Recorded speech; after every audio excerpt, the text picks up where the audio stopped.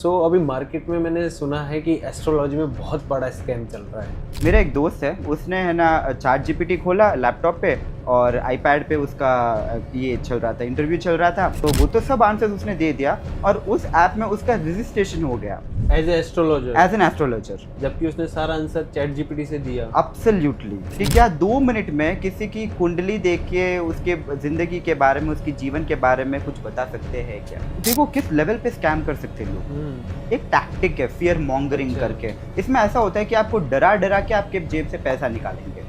ये तो डर का बिजनेस है ना, बिना कोई प्रॉपर नॉलेज, बिना कोई प्रॉपर चेक बन गया एस्ट्रोलॉजर।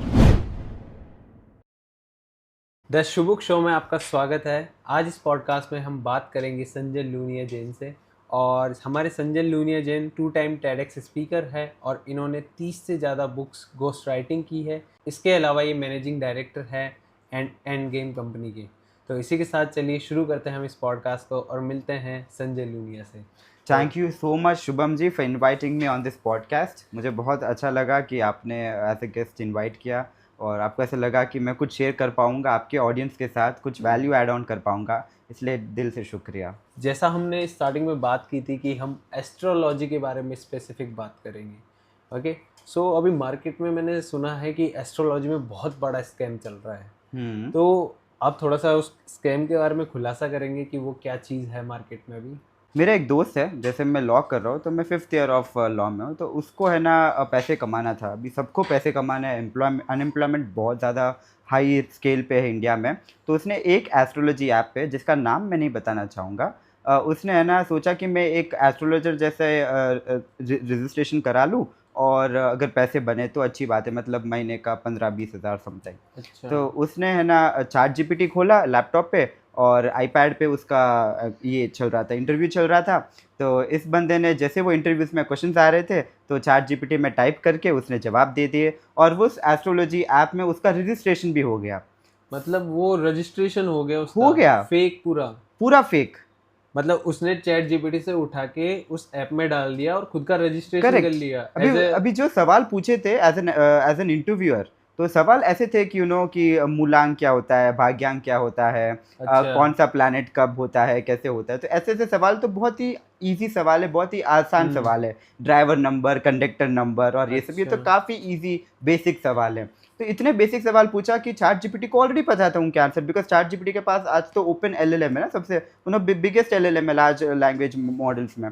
तो वो तो सब आंसर्स उसने दे दिया और उस ऐप में उसका रजिस्ट्रेशन हो गया as astrologer, as an astrologer. जबकि उसने सारा आंसर चैट जीपीटी से दिया। एब्सोल्युटली। और अब ऐसा बंदा अगर एस्ट्रोलॉजर बनेगा तो वो क्या ही एस्ट्रोलॉजी करेगा भाई तो। इसके अलावा ये तो आप सुनो मेरी बात, कि ये जो उसका नाम है, तो उसका नाम भी बदलाया गया है एस्ट्रोलॉजी ऐप पे। अच्छा। अभी ऐसा होता है कि अगर आपका नाम शुभम है या फिर मेरा नाम संजय है, तो एस्ट्रोलॉजी ऐप पे जब आप अकाउंट बनाओगे तब आपका नाम कुछ दूसरा दिया जाएगा, जैसे आर्यन हो गया या फिर अत्रिका हो गया या फिर कुछ भी ऐसा। ओरिजिनल नेम बदल ओरिजिनल नाम देंगे? बदल देते हैं, आधार कार्ड वाला नेम नहीं रखेंगे? नहीं रखेंगे।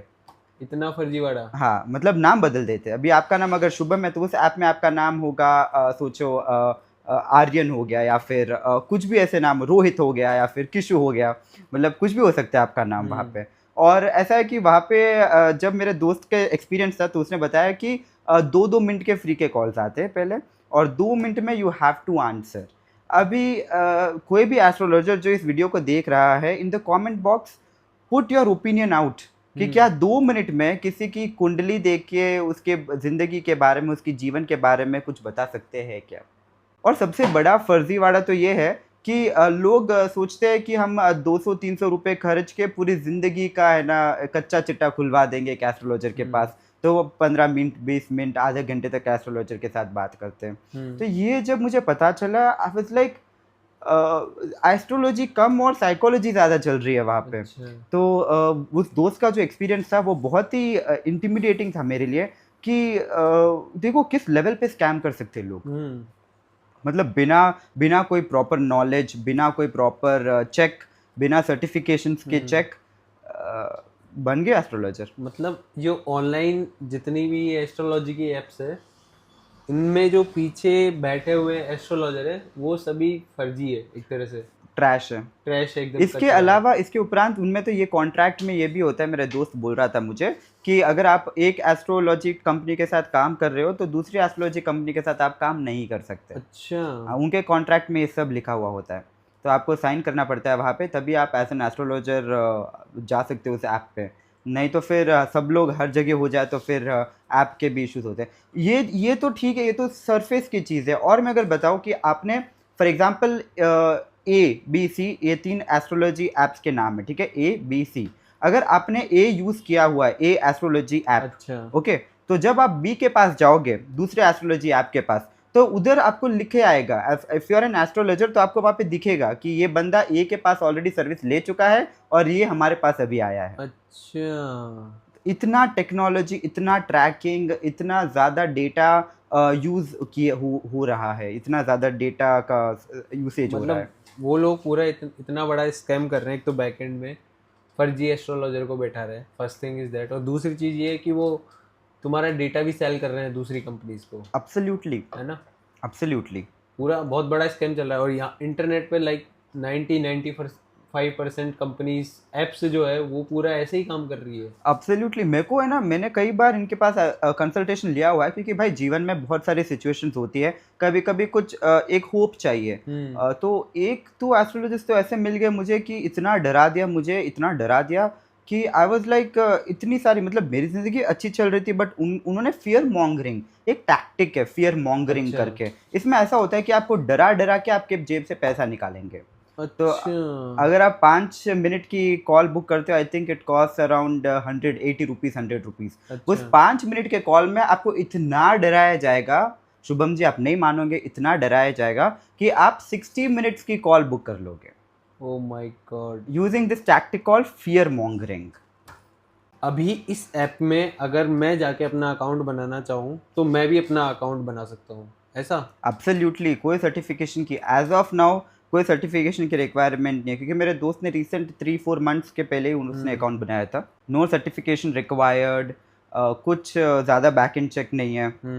और इन कंपनीज को बड़े बड़े इन्वेस्टर्स से फंडिंग मिल रही है, ऐसा? करेक्ट। और ये खुद ही इतना प्रॉफिटेबल है भाई, इनके पास इन्वेस्टर्स तो आ रहे हैं because it's very profitable business.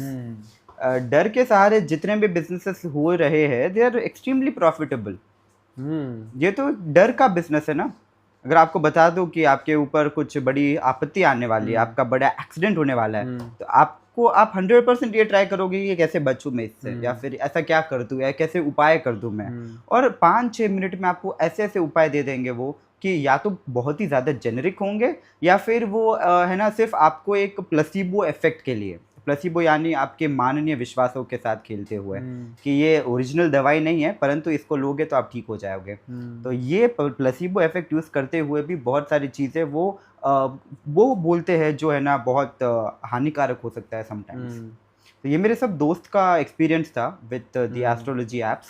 लोग अपना विश्वास लेके जाते हैं, अपना इमोशंस लेके जाते हैं, अपनी ड्रीम्स लेके जाते हैं एस्ट्रोलॉजर्स के पास, और लेकिन ये पूरा एक स्कैम मार्केट बन चुका है अपने आप में बहुत बड़ा। ऐप्स में तो भाई 101% जो ऑफलाइन है, वो ऑनलाइन ऐप्स चल रही है, ऐप्स। तो इनमें तो अच्छा कुछ ऐप्स का नाम बताना चाहेंगे आप कोई?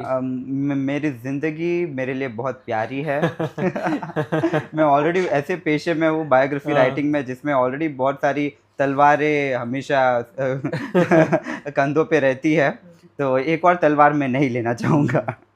और इसके अलावा आप लाइक स्पिरिचुअलिटी और ड्रीम्स के बारे में कुछ और बताना चाहेंगे आप? हाँ, तो ये जो ड्रीम की जो वर्ल्ड है ना, तो एक किताब थी, मैं उसका नाम तो फिलहाल याद, द सबकॉन्शियस वर्ल्ड या फिर ऐसा कुछ एक किताब था, जो मैं आपको बताऊंगा। The power of subconscious. No, the power of subconscious mind तो बहुत ही बेसिक किताब हो गई वो तो।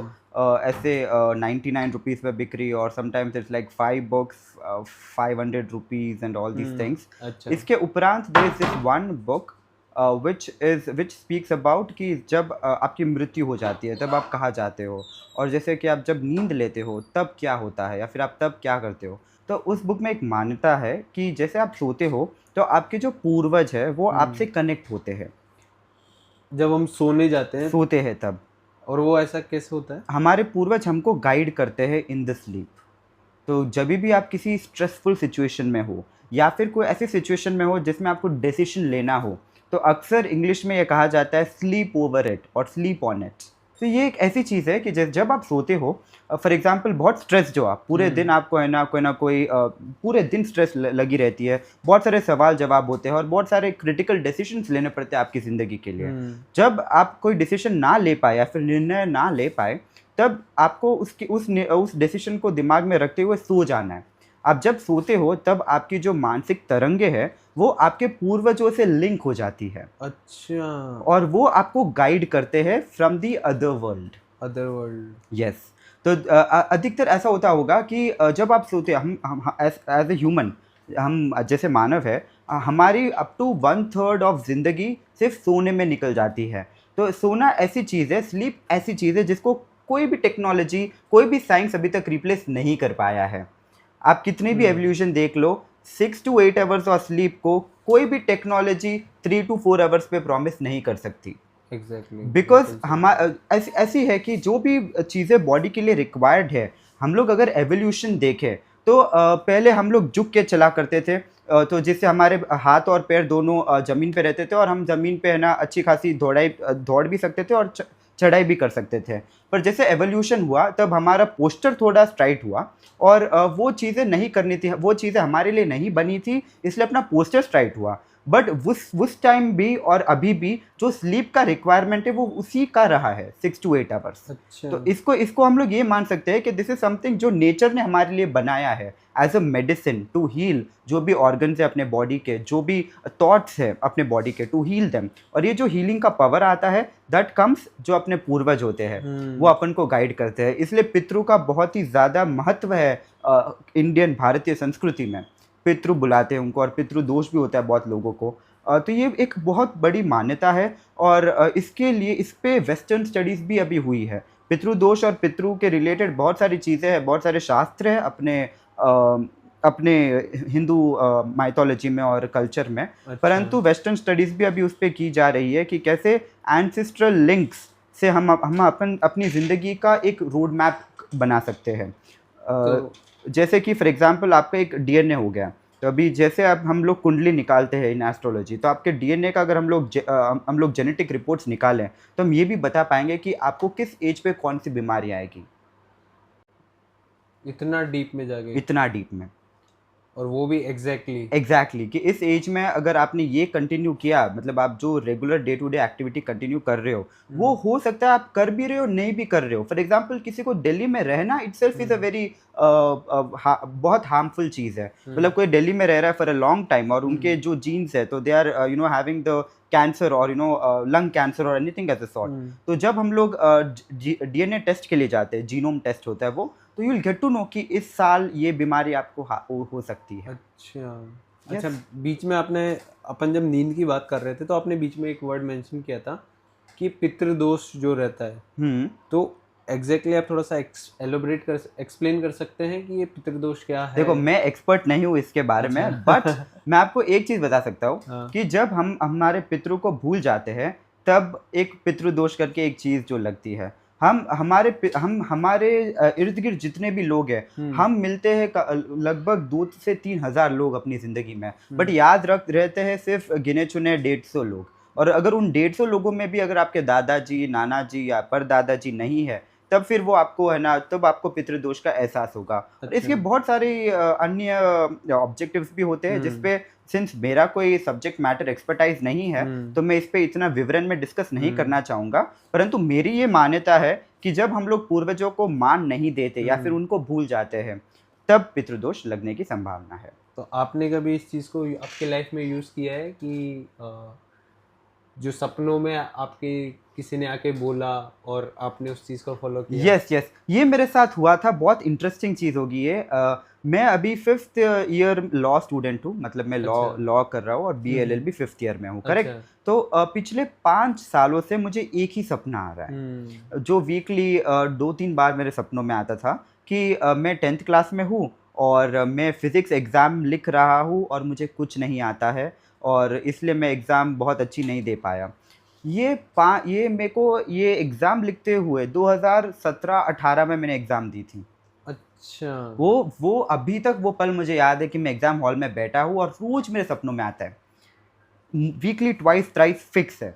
अभी परसों भी आया था वही सपना। Oh my God. तो ऐसा हुआ कि मेरे को, आई वाज आईसीएसई स्टूडेंट था मैं, तो 85% बने थे मेरे, बट फिजिक्स के एग्जामिनेशन में मुझे सिर्फ 59 आए थे अच्छा। Out of 80। तो उसको एग्रीगेट करा के इट रीचेस टू 79 करके। बट वो एक डिससेटिस्फैक्शन रह गया कि मैं इस सब्जेक्ट में क्यों अच्छा नहीं कर पाया। और एक टाइप ऑफ हर हर वीक में 2-3 बार ये सपना आने के पश्चात लाइक इसमें मुझे कुछ करना पड़ेगा। तब मैंने मेरे गुरुजी से बात की एक बार कि ये एक ऐसा सपना है कि मुझे ना साइंस की ओर धकेल रहा है या फिर साइंस लेने के लिए मजबूर कर रहा है। तब मेरे गुरुजी ने मुझे बताया कि बेटा आपको साइंस लेना चाहिए, आपको फार्मेसी या फिर मेडिकल परस्यू करना ही पड़ेगा, बिकॉज ये जो आपको इंट्यूशन आ रहा है रोज सपने में, वो भी सुबह का सपना है, तो उस अच्छा। इंट्यूशन को आपको फॉलो ही करना पड़ेगा, नहीं तो आपको ज़िंदगी भर आपको यही खामियाजा होगा और ज़िंदगी भर यही सपना आता रहेगा। अच्छा। तो इसलिए मैंने 2 मंथ्स अगो पीसीबी में एडमिशन लिया, which is physics chemistry biology again, क्योंकि अच्छा। 12th में मैंने कॉमर्स करा था। और ये काफ़ी अनकन्वेंशनल डिसीजन रहा। हाँ, मेरे दोस्तों ने तो कुछ ज़्यादा नहीं कहा, फैमिली बहुत सपोर्टिव थी, उन्होंने बोला बेटा जो भी करो दिल से करो अगर आप कर रहे हो तो। हाँ, बिल्कुल और सही है। अभी क्लासेस चल रही है मेरी, रोज़ 8 से 12 रात को क्लासेस रहती है। अच्छा। तो अभी मैं वापस उसी फिजिक्स और बायोलॉजी, मतलब बैक्टीरियाज हो गए या फिर convex conclave nice. Concave mirrors हो गए, और ये सब पे पढ़ाई कर रहा ये हूँ। इसके उपरांत अभी लॉ चल रहा है, तो नेक्स्ट ईयर एनआईओएस, आपको एनआईओएस के बारे में पता है? नहीं, थोड़ा एक्सप्लेन करेंगे? हाँ, तो सभी दर्शकों को मैं ये बताना चाहूँगा कि अगर आपको ऐसा लगता है कि आपने कॉमर्स ली है और आपको साइंस परस्यू करना हो, तो NIOS is national institute of open schooling. अच्छा।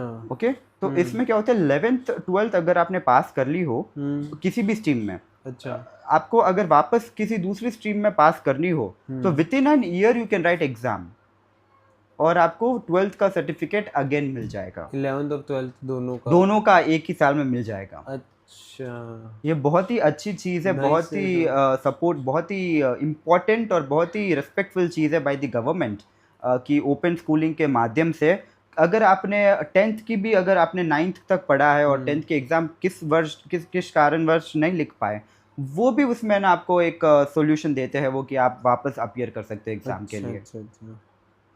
तो चलिए हम चलते हैं बैक टू हमारे टॉपिक। डन। तो हम सपनों की बात कर रहे थे, तो कुछ ऐसा भी होता है क्या कि हमारे जो दिन में सपने आते हैं वो डिफरेंट होते हैं और रात में जो सपने आते हैं वो डिफरेंट होते हैं? करेक्ट। मेरे हिसाब से मैं जैसे मानता हूँ, दिन या रात सपने तो सपने ही है। दिन में ऐसे सपने आने चाहिए जो आपको सोने ना दे, और रात में ऐसे सपने आने चाहिए जो आपको सोने ही दे।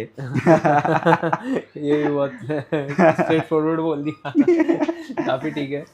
बट एक चीज़ मेरे को ये क्लियर हुई कि अपने जो ड्रीम्स है, हमारे जो सपने आते हैं उनकी वजह से हमें क्लैरिटी मिलती है हमारी लाइफ में, है ना? एब्सोल्युटली। क्या करना है आगे, उसके लिए हमें सॉल्यूशंस मिलते हैं। तो कुछ लोग लेकिन उसी चीज़ को उल्टा ब्लेम भी कर देते हैं कि यार ये करेक्ट। क्या हो रहा है मेरे साथ, करेक्ट। मुझे ऐसा क्यों सपना आया। सही कहा। ये होता है एक्चुअली। मेरे बहनी थे, तो उनको है ना 3 days अगो एक सपना आया था कि उनके सपने में कोई एक एनिमल की मृत्यु हो गई। तो अच्छा। तो वो बेचारे बहुत उदास थे, बहुत दुखी थे कि ऐसा कैसा सपना आया। अब बताइए, आपका सवाल बताइएगा। हाँ, कंटिन्यू करो आप। तो आई वाज लाइक, देखो जो स्लीप वर्ल्ड में जैसी दुनिया है और जो रियल वर्ल्ड की दुनिया है, वो ऑलमोस्ट ऑपोजिट है। अगर स्लीप वर्ल्ड में कुछ भयानक या दर्दनाक या सोने मतलब बहुत गंदा होता है, तो रियल वर्ल्ड में कुछ अच्छा होने वाला है। तो ये एक प्रतीक है, मतलब अगर किसी की मृत्यु हो गई या फिर आपकी खुद की मृत्यु हो गई, आपका कोई एक्सीडेंट हो गया, तो अगर ये स्लीप में हो रहा है तो आपके वेकिंग लाइफ में, आपके लाइफ में चेंजेस आने वाले हैं। कुछ अच्छा। एंड होने वाला है, कुछ खराब एंड होने वाला है, या फिर कुछ नया नए शुरुआत, क्योंकि अंत ही आरंभ है। करेक्ट। सो ये सब मान्यता है और ये सब चीज़ें हैं जो हमें ध्यान रखनी चाहिए। इसके उपरांत आप एक अपने गुरुजी रख सकते हैं, या फिर किसी भी एक अच्छे महाराज या फिर गुरुजी या मेंटोर संत रख के सकते साथ आप समय व्यतीत करेंगे, तो आपको पता चलेगा कि जो सपने में हो रहा है और जो रियल लाइफ में हो रहा है वो प्रॉपर ऑपोजिट रहता है। अच्छा। और कभी कभी आपने ये भी सुना होगा कि लोगों को ऐसे सपने आते हैं जिसमें उनके हाथ और पैर दोनों ऐसे ना जकड़ जाते हैं और सिर्फ आंखें चलती है। कभी आपने ऐसा महसूस किया है? हिलने की कोशिश कर रहे हैं, हिल हिल नहीं नहीं पा पा रहे रहे। हैं। करेक्ट। हाँ। हिलने की कोशिश करे, हिल नहीं पा रहे, और आंखें चल रही है परंतु वो अपनी पूरा शरीर ऐसे जकड़ा हुआ है, हाँ। जकड़ता हुआ है। और इसमें ऐसा अधिकतर बहुत डरावने सपने आते हैं, जैसे कोई मारने आ रहा हो या फिर कोई खाने आ रहा हो या फिर हम किधर नीचे गिर रहे हैं, पानी में डूब रहे हैं और बहुत सारे। तो इसको रैपिड आई मूवमेंट या REM स्लीप बोलते हैं। तो बहुत सारे लोग हैं इंडिया में जो इसको एक सुपर नेचुरल एक्टिविटी से लिंक करना चाहते हैं और लिंक करते हैं कि ऐसे सपना आए तो बहुत सुपर नेचुरल हो गया। But let me be very clear with this, ये कोई सुपर नेचुरल एक्टिविटी नहीं है। इसको REM स्लीप कहते हैं, रैपिड आई मूवमेंट स्लीप, जिसमें आपकी बॉडी पूरी पैरालिसिस जैसे हो जाती है, अपितु आपकी आंखें चलती है। और इसमें आपको एक इंटरेस्टिंग चीज़ बताता हूँ कि जब प्रेग्नेंट होते हैं या फिर जो लेडीज होती है वो प्रेग्नेंट होती है, तो उनके पेट में जो बच्चा होता है वो कभी कभी है ना लाते मारता है, यू नो। तो हम लोग सोचते हैं कि बच्चा पेट के अंदर खेल रहा है, क्या वास्तव में वो खेल रहा है? खेलेगा तो कैसे? एब्सोल्युटली नॉट, ये पॉसिबल नहीं है। ये कब होता है? जब उसको अपने माँ के कोख में REM स्लीप आ रही हो, तब उसका जो नर्वस सिस्टम है वो डेवलप नहीं हुआ होता है। अच्छा, मैं वापस आपको समझाता हूँ इसके बारे में, थोड़ा बहुत कॉम्प्लेक्स टॉपिक है। तो जैसे हम लोग पैदा होते हैं तो हमारा जो पैरालिसिस सिस्टम होता है नर्वस सिस्टम का, वो डेवलप होता है आफ्टर वी टेक बर्थ। तो जब हम अपने माँ के कोख में होते हैं तो अपना जो पैरालिसिस सिस्टम है वो डेवलप नहीं हुआ होता है। अच्छा। तो जिसके वजह से जो REM स्लीप होती है, रैपिड आई मूवमेंट, जिसमें हम लोगों को एक पैरालिसिस जैसी फीलिंग आती है, वो छोटे बच्चों में नहीं हो पाती। इसलिए उनको सपने आते हैं REM स्लीप के, परंतु वो पैरालिसिस सिस्टम डेवलप ना होने के कारण वो पैर और हाथ सरकाते रहते हैं। अच्छा, इसके अलावा ना आपने एक पॉडकास्ट में ये भी बोला था कि हमारी जो बॉडी है वो एक लाइट है। तो थोड़ा सा वो बताएंगे आप? वो exactly क्या है? अब जैसे आप लाइट बोलोगे तो बहुत सारे लोग हैं इसको समझेंगे कि मैं आत्मा या फिर मैं सोल के बारे में बताऊंगा। But let me give a concrete theory, a very concrete theory, कि जैसे आप एक सीड को अगर आप सॉइल में डालते हो तो सनलाइट, वाटर और मिनरल से वो एक प्लांट बन जाता है। अगर सनलाइट नहीं होगा तो द प्लांट नहीं दे पाएगा, फल या फ्रूट या फिर अनाज नहीं दे पाएगा। तो जो सनलाइट का जो स्तोत्र है, दैट इज लाइट इटसेल्फ, सन। तो वो लाइट जब प्लांट ऑक्यूपाई करती है या फिर इम्बाइब करती है, तभी वो फल या अनाज दे पाता है। और वही हम लोग भी खाते हैं फ्रॉम द चाइल्डहुड। इसका मतलब ये है कि हम भी लाइट ही है, बिकॉज इनडायरेक्टली या डायरेक्टली हम लोग लाइट ही कंज्यूम कर रहे हैं। ये अनाज हो गया या फिर अगर आप मांसाहारी हो तो मांस हो गया या फिर कोई भी हो गया। तो इसमें ये एक कॉन्क्रीट थियोरी है जिससे ये हम लोग कंक्लूड कर सकते हैं कि जो हमारा एग्जिस्टेंस है वो एक लाइट है। Light is also an energy. तो इसलिए ये एक बहुत अच्छी कहावत है भारतीय संस्कृति में कि जैसा अन्न वैसा मन। तो जब आप फ्रेश फूड खाते हो तो जो लाइट होती है दैट्स वेरी फ्रेश, तो आपका मन बहुत अच्छा रहता है। जैसे सात्विक खाना हो गया, अगर आप फास्ट फूड ज़्यादा खाते हो या फिर फ्रोजन फूड ज़्यादा खाते हो तो उसकी ऊर्जा बहुत कम होती है। और आप नहीं मानोगे, कई सारे फास्ट फूड चेन्स का जो खाना है वो 6-6 महीने तक डिकम्पोज नहीं होता है। राइट, फ्रिज में रखा रहता है। फ्रिज में बाहर रखो, आप डब्बे में रखो, फिर भी डिकम्पोज नहीं होगा। एट रूम टेम्परेचर भी डिकम्पोज नहीं होगा, इतना प्रिजर्वेटिव है। और लाइक इस क्षेत्र में, इस फील्ड में आप कुछ बुक्स सजेस्ट करना चाहेंगे? ओके, जो ऑडियंस खरीद के पढ़ सके, उनको भी अगर इस तरह की जानकारी चाहिए तो पहली किताब होगी सिंक्रो डेस्टिनी बाय दीपक चोपड़ा। अच्छा। अभी मैं ये बताना बहुत ही इम्पोर्टेंट है कि अगर आप ये पॉडकास्ट अभी देख रहे हो, इस पल देख रहे हो, तो ये शूट हुआ होगा इस अभी से, मतलब आप जब देख रहे हो उससे 6 महीने, 7 महीने, 1 साल, 1.5 साल पहले शूट हुआ होगा। और ये वीडियो वो सैकड़ों करोड़ों वीडियोस में से एक वीडियो होगा। अच्छा। यूट्यूब पे, करेक्ट। तो ये अगर आप ये वीडियो देख रहे हो तो ये यूनिवर्स का साइन है कि आप ये किताब सिंक्रो डेस्टिनी बाय दीपक चोपड़ा आप पढ़े। उस किताब के बहुत कम रिव्यूज है और ऑथर का कहना भी ये है कि ये किताब हर कोई नहीं पढ़ पाता। अच्छा। और इस किताब के पीछे आपको एक कहानी भी बोलूँगा। मैं जब 2019 में मैं दिल्ली गया था और वहाँ पे दरियागंज में किलो के भाव पे किताबें मिलती है। किलो 200 रुपये में 1 kg किताबें आप ले सकते हो। वहाँ पे मैंने इस किताब को लिया था। वहाँ पे मैंने 10 kg बुक्स की शॉपिंग की थी और वहाँ पे मैंने ये किताब ली थी। अच्छा। और मैंने 2020 में पढ़ने की कोशिश करी, अपितु मैं पढ़ नहीं पाया क्योंकि उस टाइम यूनिवर्स का टाइम नहीं था वो। अभी 2023 में मैंने वापस वो किताब देखी और उसको मैंने 3 टाइम्स पढ़ी मैंने। अच्छा। और ऑडिबल पे भी मैंने खरीदा, ऑडिबल पे भी वो किताब है। सिर्फ 14-15 रिव्यूज है उस किताब के, वो जानी मानी किताब नहीं है, परंतु वो किताब जो पढ़े, मतलब ये अगर ये पॉडकास्ट को देख रहा है तो फर्स्ट थिंग आपको ये करना चाहिए कि आप वो किताब को ऑर्डर करें, या ऑडिबल पे भी आप पढ़ सकते हो, क्योंकि अच्छा, वो अमेजोन पे मिल जाएगी। अमेजोन पे मिल जाएगी। अपितु प्राइस बहुत ज़्यादा है आई गेस, बिकॉज अगेन बहुत ही एक्सक्लूसिव किताब है वो। अच्छा। वो हर किसी के लिए नहीं है, इसीलिए ऑथर ने भी प्राइसिंग बहुत ज़्यादा रखा है, क्योंकि एक ऐसे इसको ऐसे ऐसे बोल सकते हैं कि एक सिंक्रो डेस्टिनी हो गया, एक सिंक्रोनिसिटी ऑफ द यूनिवर्स। उन्होंने किताब लिखी थी सन 1999 में, और अभी 2024 में आई रेड इट, और मुझे अभी भी इतना ज्ञान, मतलब इतनी सारी चीज़ें जानने को मिली जो पब्लिक में नहीं है। अच्छा। तो इससे आपको एक इंटरेस्टिंग किस्सा मैं सुनाना चाहूँगा, इस किताब में ही लिखा गया है।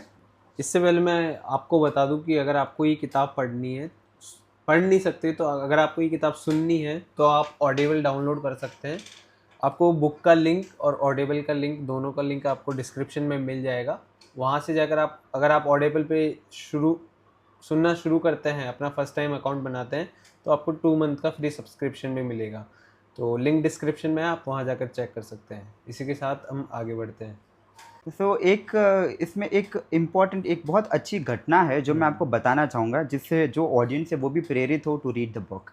तो जैसे हम जैसे एक इंसान है, तो हमारे दिमाग में एक फीलिंग होती है कि हमको एक आज़ाद रहना है, इंडिपेंडेंट रहना है, किसी के नीचे गुलामी नहीं करनी है, बहुत ही ज़्यादा इंडिपेंडेंट और अपने बल पे खड़ा रहना है। ये सब अपने हार्ट में एक केमिकल है, इसके वजह से ही ये फीलिंग आती है। और कोइंसिडेंटली वही एक केमिकल है जो बर्ड्स में भी अवेलेबल है इन द नेचर। जो पक्षियाँ होती है उनके अंदर भी वही केमिकल होता है, सेम, जिसके वजह से वो उड़ पाती है।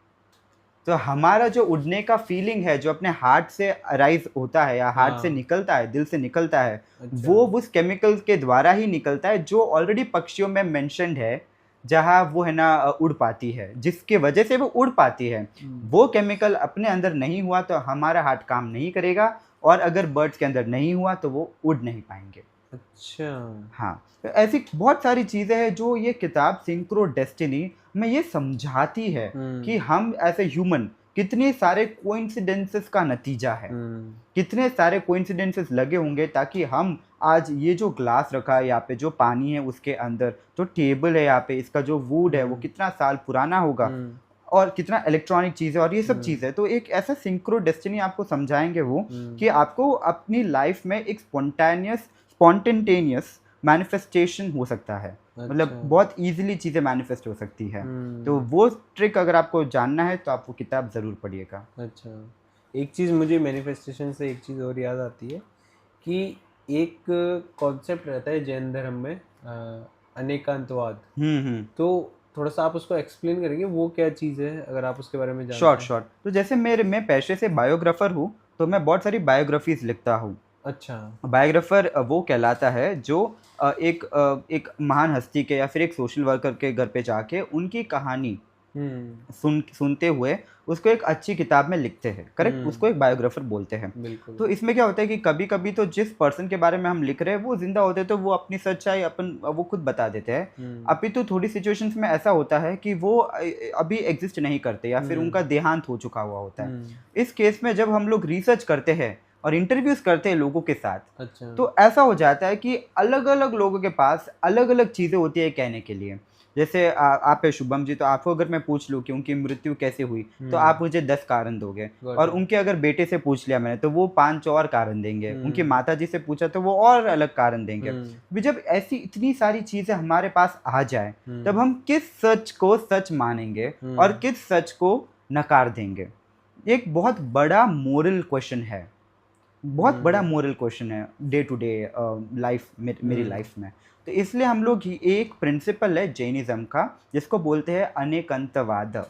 ओके, अनेकंतवाद। अच्छा। तो अनेकंतवाद के द्वारा जब हम ऐसे बोलते हैं, अभी कोई भी एक सच है तो हम लोग ऐसे बोलते हैं कि यही सच है, यही सच है। तो ये जो ही लगाया है हमने इस सेंटेंस में, इसको हम भी से रिप्लेस कर देते हैं, ये भी सच है। अच्छा, ये भी सच है, ये ही नहीं, ये भी सच है।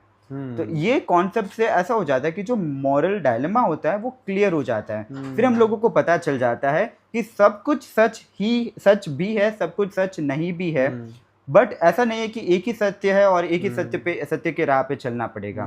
तो ये जो दुनिया में बढ़ती हुई पोलराइजेशन को देखते हैं कि ये राइट और ये रॉन्ग है, तो ये थियोरी से आप ये एक आइडेंटिफाई कर सकते हो कि कोई भी चीज़ सही और गलत नहीं होती, उसको देखने का नज़रिया होता है, एक पॉइंट ऑफ व्यू होता है। जिससे अगर आप देखोगे तो जो गलत दिख रहा है वो भी कहीं ना कहीं सही है। बट अगर आप ये मानते हो कि सिर्फ आपका सच ही सच है, तो फिर आप इस मामले में आप गलत होंगे। आपका सच भी सच है। ये सही क्वेश्चन, सही तरीका है। बिकॉज एक तरीका इसमें एक चीज़ मैं भी ऐड करना चाहूँगा कि लेट्स सपोज अगर मैं यहाँ पर 6 लिखता हूँ, ठीक है, तो अगर आपके नज़रिए से देखा जाए तो वो 9 है, मेरे नज़रिए से देखा जाए तो वो 6 है, दोनों के नज़रिए से ठीक है। तो वही बात आप कह रहे हो कि ये 6 भी है और 9 भी है। लेकिन इसको अगर अपन ये बोलेंगे कि 9 ही है तो वो चीज़ गलत हो जाएगी। एब्सोल्युटली, क्योंकि हर एक चीज़ का एक पॉइंट ऑफ व्यू होता है। करेक्ट। ये बहुत अच्छे एग्जाम्पल से आपने समझाया। ये बहुत ही अच्छा एग्जाम्पल था, बहुत सिंप्लीफाइड वे में था शुभम जी। Really good. तो अभी काफ़ी सारी हमने डीप बातें की है, काफ़ी सारी चीज़ों के बारे में जाना है ना। तो अगर आपको आपकी लाइफ में जो आपने सोने वाला सपने वाली चीज़ बताई उसको यूज़ करना हो तो आप किस तरह से यूज़ करोगे? मैं हमेशा ये यूज़ करता हूँ। मुझे एक गिफ्ट लगता है, एक एनर्जीज लगती है, जिसमें कभी भी ऐसी सिचुएशन हो जाती है ज़िंदगी में। जैसे अभी मेरा एक एक्सिस बैंक का इशू हुआ था। अच्छा। जिसमें मेरा अकाउंट फ्रीज हो गया था फॉर नो डैम रीज़न, और ये कॉर्पोरेट अकाउंट था एंड 23 डेज़ के लिए वो फ्रोज रहा। फिर मैंने मेरे पूर्वजों को याद किया और 23rd डे सुबह 12 बजे तक वो अकाउंट आ चुका था। अच्छा। तो जैसे मैंने पूर्वजों को याद किया और जैसे ही तब मेरे को नींद में उनका दर्शन हुआ और मैंने उनको देखा, उनके मतलब वो खुश थे और वो खिला रहे थे। तो इसके अपितु नेक्स्ट डे मेरी जो प्रॉब्लम थी वो भी सॉल्व हो गई। अच्छा। तो ये जो सपने में जो चीज़ें होती है एक बहुत ज़्यादा अच्छा इंडिकेटर है कि रियल लाइफ में कैसे जीना या फिर क्या होने वाला है। ये आने वाली चीज़ों का एक शॉर्ट ग्लिम्प्स है। जो लोग इस पे विश्वास नहीं करते ना, उनको मैं बोलूँगा कि इस पे कॉज एंड इफेक्ट का भी रूल मान सकते हैं अपन। क्योंकि अगर तुम्हारे साथ कुछ हुआ है तो उसका इफेक्ट ज़रूर से होगा।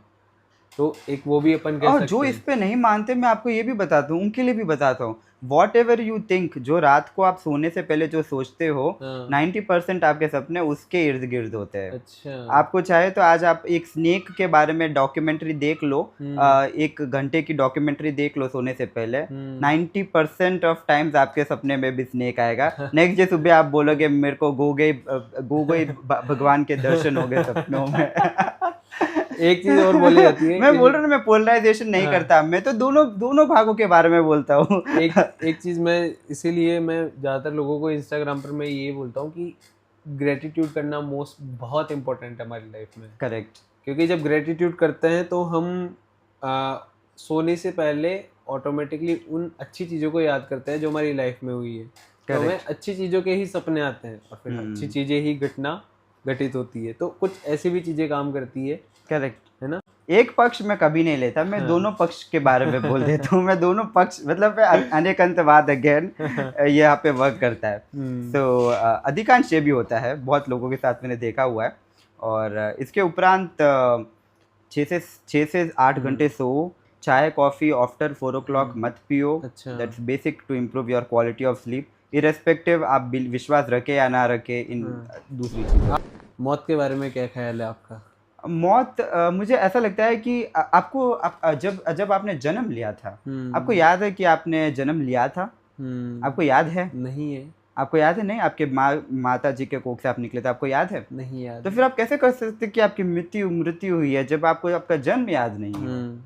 आप कैसे कह सकते हो आपकी मृत्यु हुई है जब आपका जन्म आपको याद नहीं है? आपको किसी और ने कहा है कि आप पैदा हुए, या फिर आपको एक टाइम दे दिया है, आपको डेट दे दिया है, बट आपको तो ऐसे कॉन्शियसली याद नहीं है।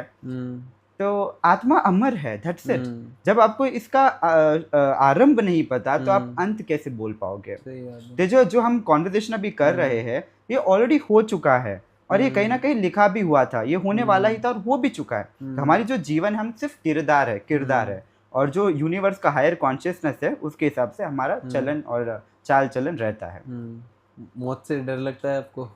नहीं, बिल्कुल नहीं। मतलब जिस हिसाब से मैं मेरी ज़िंदगी जीता हूँ उसमें ऐसा लगता है कि अगर कल सुबह भी मौत आ जाए तो हाँ, मैं खुशी-खुशी गले लगा लूँगा। हाँ, बिकॉज़ ऐसा है कि ज़्यादा ख्वाहिशें नहीं है, हाँ, और जो भी है, जितना भी है, जो भी है हाँ। सब अच्छा है। मतलब ऐसा है कि लेके तो ऐसे भी कोई जाने वाला है नहीं। सही आज बात है। है, कल नहीं। हाँ, वही है, जब हम थोड़ा सा अध्यात्म ज्ञान रखते हैं अपने पास, जो भी हमारा इंडिया का कल्चर है, तो हुँ, इन चीज़ों से फिर हम परे हो जाते हैं, है ना? करेक्ट। डर नहीं लगा रहता। डेथ तो मृत्यु तो ऐसा लगता है कि जैसे बस कपड़े बदल दिए और नया वेश हाँ, ले लिया, हाँ, दैट्स इट। वही चीज़ है। आत्मा अमर है। हाँ, लेकिन कुछ लोग इसका अपोजिट होते हैं, बिल्कुल ही तिलमिला जाते हैं, बौखला जाते हैं। वो भी होते हैं।